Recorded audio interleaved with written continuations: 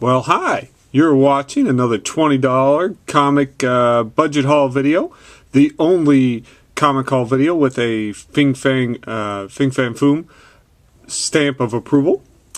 As I said, I'd like to talk about deals and budgets, and this is one of the things I just got for a pretty good price, I think. This was around $30. This is a Bowen mini bust, Fin Fang Foom mini bust, and just really cool. I've wanted this for a while, and I think when they originally came out, they were around $60, $70, and that was just too much for me. But I saw this on eBay, I won it, and it just looks awesome. So this will probably be showing up from time to time in the videos here, but we'll move him to the side. The last couple videos, and I kind of like doing this, so I'll talk about this a little bit more, is I call this the story of two books, and these are books I picked up a long time ago in long boxes, and talking about just finding things for a good price and what things might turn into. On the left you'll see Runaways 1, and on the right you'll see New Gods 1. I actually paid less for New Gods 1 than I did for Runaways 1, and both are pretty key books nowadays. I think Runaways is picking up a little more steam. I found that for cover price in a long box way back when. And it's one of these books that seems to continue to have some heat behind it, whether it be movies or TVs or whatever it might be. The New Gods one I found way back 20 years ago, probably. Even then, it was still a kind of key book. Jack Kirby, Fourth World, the whole bit. And it was priced for 95 cents. So that is one of the budget hauls I always lift up, and it's just one of these great books. I've had in my collection forever, and it continues to just be one of those popular books. It's not an extremely expensive book, but it's one a lot of people like to have, and I like to say I got it for 95 cents. So that was really cool. So we'll put those two aside, and we'll just start in here. This is Fred Hembeck Destroys the Marvel Universe #1 in one shot. And I put this in here. I just recently got this. I gave it away a couple of years back, but I was able to get this for $1. And this was one of the first comic books I ever remember reading. And it's really a silly book. I mean, Fred Hembeck, he's a cartoonist. He did a lot of stuff in Marvel Age. You'll see him in some of the annuals doing backup stories, things like that. He's just one of these cartoonists that loved comic but didn't really put out a lot of comics, worked more as a cartoonist. And he crafted this whole book where he basically kills everyone in the Marvel Universe. And it's kind of a funny book. It's different, but like I said, this is one of the first books I remember reading. So this is just encouragement. If you remember your first book, go out and find it. Most likely it's probably not something super expensive. And it's just something fun to always have in your collection. So I was sorry I gave it away, but I was happy to get it back. So the next is Marvel 2-in-1 and this is just one of those books that makes me laugh out loud. It's a $1 book. And it's Thing and Moondragon, and it's just a funny scene in here where the Thing actually bends Moondragon over his knee and spanks her. And I just find that so funny. It's so out of place today in our society, in our world. But it's just a really funny scene, and I'd like to collect books that just have something weird about them or different about them. So if you like a weird scene that just seems really out of place, pick up Marvel 2-in-1 62. The next is Peter Parker's Spectacular Spider-Man 24, and this was a $1 book, and it's not in good shape, but I have it because I love weird characters, and this is the epitome of weirdness. This is the first appearance of Hypno Hustler, the guy right there in the front with the pink guitar, and he's just such an odd character. He's picked on all the time, and like I said, I love these odd characters, and this isn't a great shape book, but it is an early Peter Parker Spectacular Spider-Man, so it's a little pricey. Like I said, I paid $1 for this. I really don't want to pay $6, $7 for a good copy of the first appearance of Hypno Hustler. I just like having it in my collection. So, like I said, if you like weird, funny characters, this is a great book to have. Just really oddball characters.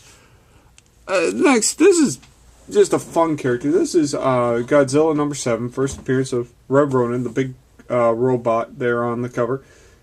And he's just one of these characters that just keeps popping up, and he was in the Thunderbolts a while back. He just kind of keeps showing up, and he's just a neat character. He's a big, huge, Japanese-style robot. And they created him to combat Godzilla, but he's shown up in other things. And like I said, if you just like fun characters and collecting first appearances, this is a really cool one to have. And it's a $1 book, more or less. So, this one was another $1 book. It says 3, but it was out of the $1 bin.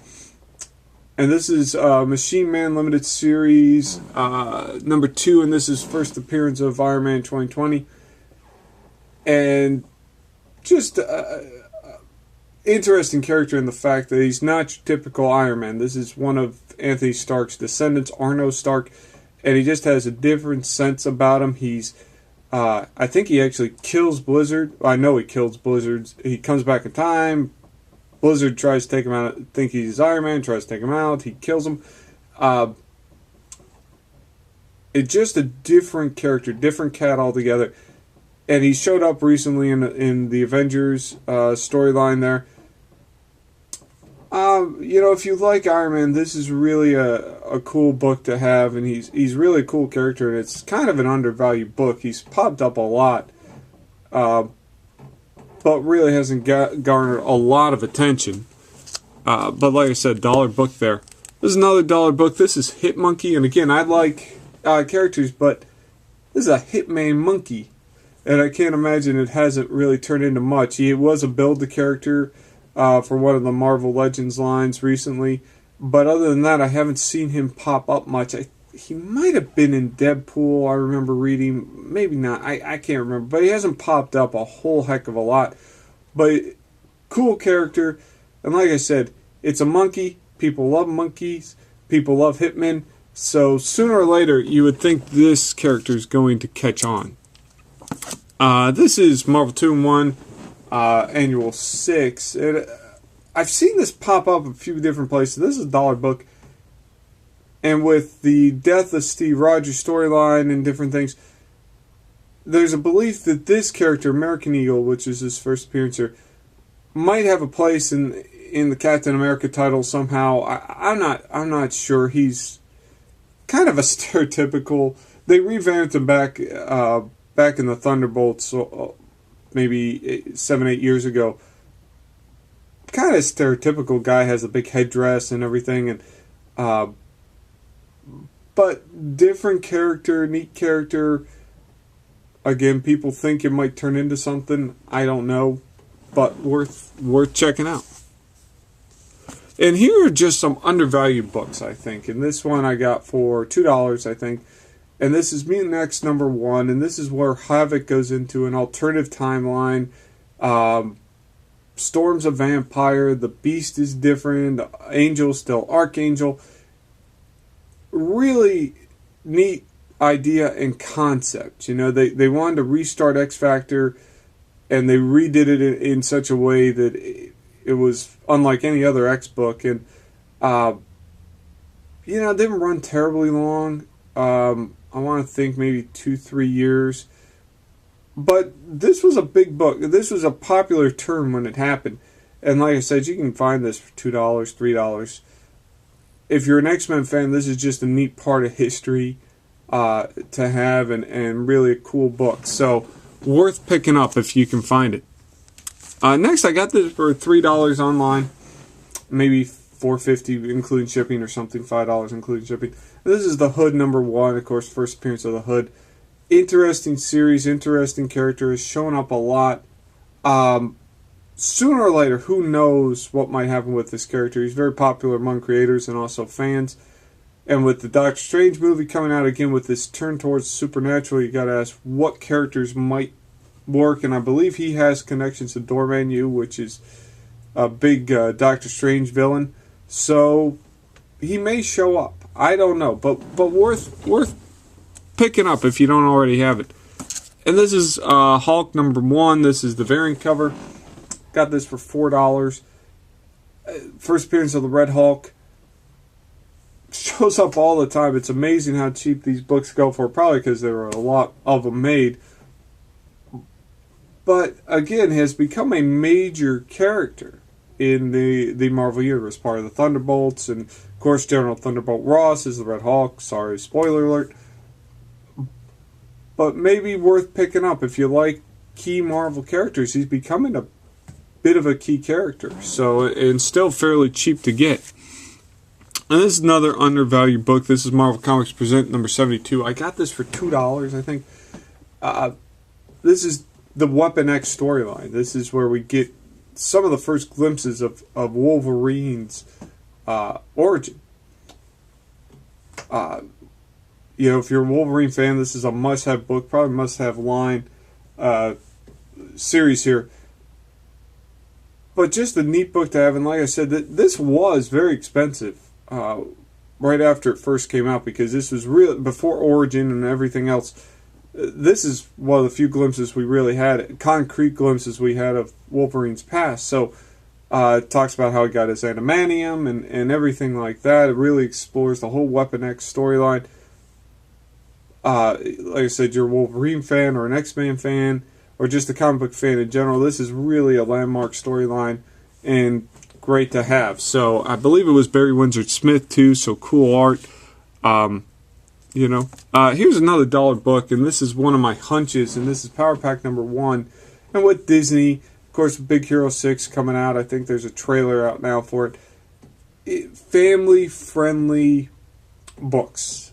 Family-friendly properties, and you can't get much more family-friendly than this group of young kids that inherits powers from an alien and was actually fairly popular for a while. I think ran about 60 issues, so like 5 years, you know, and still pops up from time to time. Actually popped up for a while. They did some kid-friendly books where they met Iron Man and Wolverine and SpiderMan and Hulk and everything. So, real cool book, worth having. The last tier is Superman, Annual 11. And this is the storyline for the man that has it all. And I won't go into it much other than, you know, this was made into a cartoon, and it has to deal with Mongol and giving this gift, this flower, to Spider-Man, to Superman, that grants him his fondest desires. And it also deals with Batman and Wonder Woman as well. But the cool thing with this, and this is a classic Alan Moore, Dave Gibbons story. And if you're a Superman fan, this is kind of a must-have book. But what's really neat and not a lot talked about here is with this story, and we don't get this in the cartoon, but with this story, the hero is not Wonder Woman, Superman, or Batman. It's Robin. He actually saves the day. And if you haven't read it, I won't go into how he does. But the kicker here is it's not Dick Grayson Robin, it's actually Jason Todd Robin. So this is one of the defining moments of his turn as Robin, where he basically saves the big three. And it's not talked about much, but it's one of those things where Jason Todd is kind of skipped over as a hero, but he did have this cool moment. So worth having, worth getting. So that's it for now. Thank you for all the comments, and like if you like. If you don't, I'll still be back again. So thanks. Bye.